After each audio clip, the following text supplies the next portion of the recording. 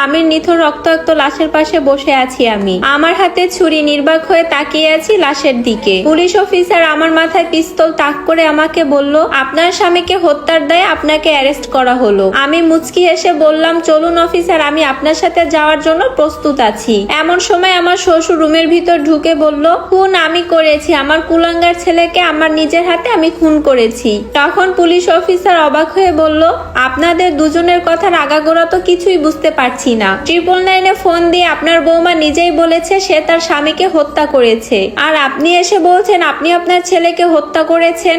Officer বলল, আমি সত্যি অবাক হচ্ছি আপনাদের দুজনের কথা শুনে। আসল ঘটনাটা আপনারা আমাকে খুলে বলুন। আমি বললাম, আসল ঘটনা শুনবেন? তাহলে শুনুন। আমি ঘুমিয়েছিলাম, হঠাৎ করে আমার স্বামী এসে আমার চুলের মুঠি ধরে আমাকে উঠে ইচ্ছা মতো মারধর করতে লাগলো। আমি অবাক হয়ে আমার স্বামীর দিকে তাকিয়ে রইলাম। আমি বললাম, আমি কি করেছি? তুমি অহেতুক আমাকে মারধর করছো কেন? আমার স্বামী বলল, কোনো কারণ ছাড়াই আমি তোর গায়ে কখনোই হাত তুলিনি। আজ কোনো একটা কারণ তো অবশ্যই আছে। কারণটা কি শুনবি? তাহলে আয়, বাহিরে আয়। এ কথা বলে চুলের মুঠি ধরে ধাক্কা দিয়ে দিয়ে রুমের বাহিরে নিয়ে গেল। খাবার টেবিলে বসে খাবার খাচ্ছিল আমার মা আর আমার শ্বশুর। এমন সময় আমার স্বামী আমাকে চুলের মুঠি ধরে খাবার টেবিলে নিয়ে আসলো। আমার শ্বশুর আর আমার মা খাওয়া বাদ দিয়ে দুজনেই দাঁড়িয়ে গেল। আমার শ্বশুর আমার স্বামীকে বলল, কি ব্যাপার, তুই এইভাবে বৌমার চুলের মুঠি ধরে রাখছিস কেন?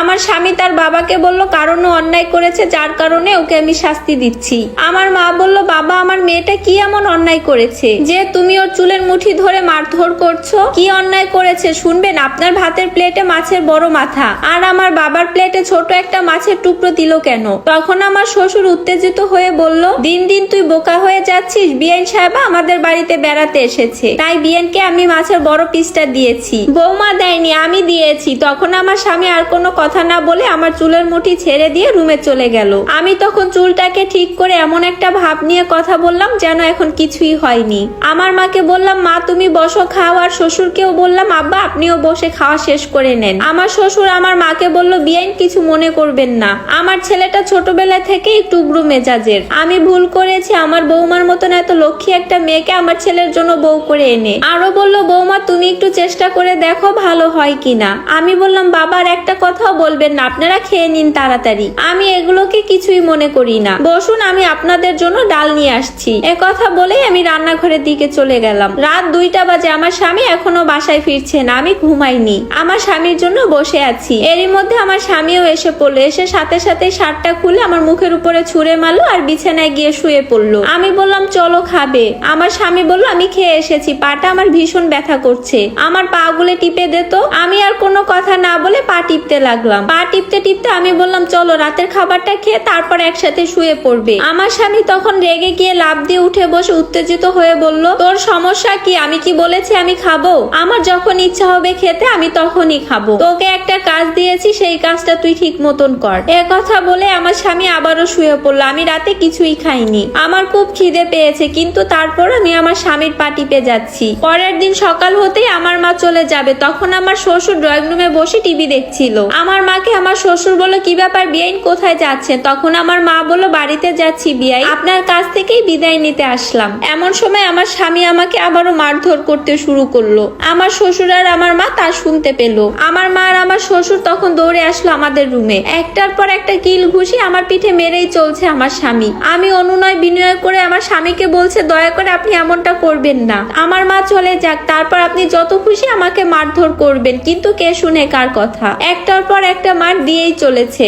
এমন সময় আমার মা এসব দেখে আমার স্বামীর পা পড়ে গেল আর আমার স্বামীকে বলছে, বাবা তোমার পায়ে ধরছি আমি, তুমি আর আমার মেয়েটাকে মেরো না। আমি তখন আমার স্বামীর পা থেকে আমার মাকে দাঁড় করিয়ে বললাম, মা তুমি বাড়িতে যাও, আমাকে মারুক কাটুক, কিন্তু তুমি কোনো কথা বলবে না। আমার শ্বশুর তখন আমার স্বামীকে বলল, মানুষ খারাপ হয়, কিন্তু তোর মতন এত খারাপ মানুষ আমি কখনো দেখিনি, এইভাবে বউকে মারধর করে মানুষ। আমার স্বামী তখন হাসতে হাসতে বলল, বাহ অনেক দারুণ কথা বলেছো, আমার বউকে আমি মারছি তাতে তোমার কি? আমার শ্বশুর বলল, দিন দিন তুই প্রচন্ড বেয়াদব হয়ে গিয়েছিস, কোন কারণে বউকে এইভাবে মারধর করছিস? অকারণে ওকে আমি মারধর করিনি, ওর কাছে আমি 100 বার চা চেয়েছি, ও আমাকে চা দেয়নি। তখন আমি বললাম, আমি বারবার আপনাকে বলেছি, আমি ওয়াশরুমে ছিলাম, আমি শুনতে পাইনি। তখন আমার স্বামী বলল, চুপ, তোর কোনো কথাই আমি শুনবো না। আমার মা বলল, ঠিক আছে বাবা, আমার মেয়েকে আমি নিয়ে যাচ্ছি, ও যদি এতই ভুল করে থাকে তাহলে এই ভুল করা মেয়েটার সাথে তোমার আর সংসার করতে হবে না। আমার শ্বশুর তখন বলল, না বিয়েন হিসাব আমার বৌমা কোথাও যাবে না। আর বৌমা কোনো ভুল করেনি, সব ভুল আমার ছেলে। তখন আমার স্বামী বলল, বাবা তুমি না জেনে শুনে কেন উল্টাপাল্টা কথা বলছো? এই মহিলা যদি ছোটবেলা থেকে তার মেয়েকে রান্না বান্না শিখাতো, স্বামীর সেবা করতে হয় কিভাবে সেটা শিখাতো, তাহলে আজকে ওর গায়ে আমার হাত তুলতে হতো না। আমি বললাম, আপনি মিথ্যা অভিযোগে অভিযুক্ত করছেন আমাকে। আমি গতকাল রাতে সারা রাত না খেয়ে আপনার পা টিপেছি। আপনি যখন যেটা বলেন সেটাই আমি শুনি আর করি। আর শুধু শুধু আপনি আমার মাকে কেন দোষারোপ করছেন? আমার শ্বশুর বলল, বৌমা তুমি তোমার মায়ের সাথে চলে যাও, তোমার অপূর্ণতা যখন ও বুঝতে পারবে দেখবে ঠিকই ও তোমাকে গিয়ে নিয়ে আসবে। আমি বললাম কিন্তু, তখন বাবা বলল, কোনো কিন্তু নয়। আমার মা তখন বাসা থেকে আমাকে নিয়ে বেরিয়ে গেল। 1 মাস পর আমি আমার শ্বশুর বাড়িতে আবার ফিরলাম। বাসায় ঢোকা মাত্র ড্রয়িং রুম থেকে শুনতে পাচ্ছি কারোর হাসাহাসির শব্দ।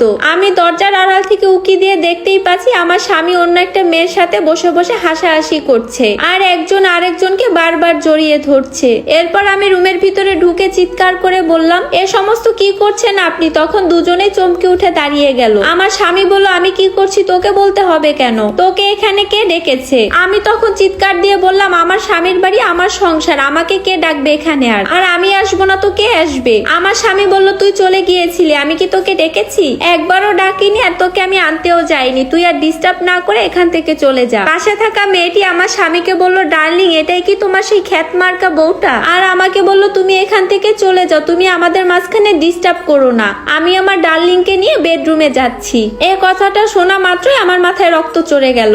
আমি বললাম, তাহলে আমার শ্বশুর আমাকে ফোন দিয়ে যেটা বলেছে তাহলে সেটাই সত্যি হলো। আপনি ইদানিংকাল মেয়ে মানুষ নিয়ে বাসার ভিতরে আসেন। আমার স্বামী বলল, আমি আনন্দ ফুর্তি করি, তাহলে তোর বাপের কি? চলো ডার্লিং বেডরুমে যাই। এ কথা বলেই বেডরুমের দিকে চলে গেল। চোখের সামনে নিজের স্বামীকে অন্য একটা মেয়ের সাথে বেডরুমে যেতে দেখে স্ত্রী হিসেবে খারাপ লাগারই কথা। আমার কষ্টে বুকটা ফেটে যাচ্ছে। এরপর টি টেবিলে থাকা ফলের ঝুড়ি থেকে একটা ঝুড়ি আমি হাতে নিলাম। এমন সময় আমার স্বামী আর ওই মেয়েটি অন্তরঙ্গ অবস্থায় যাবে, তখনই আমি আমার স্বামীর পিঠের উপরে গিয়ে একটার পর একটা আঘাত করতে লাগলাম। আমার স্বামী তখন লুটিয়ে পড়লো বিছানায়। মেয়েটি তখন ভয়ে চিৎকার দিয়ে উঠে বাসা থেকে পালিয়ে গেল। আমি হাতে ফোনটা নিয়ে কল দিলাম 999-এ। এরপর আমার শ্বশুর কান্না করতে করতে অফিসারকে বলল, এবার আপনিই বলুন অফিসার, এখানে আমার বৌমার দোষটা কি ছিল? আমার খারাপ বদমাইশ ছেলেটাকে হত্যা করেছে।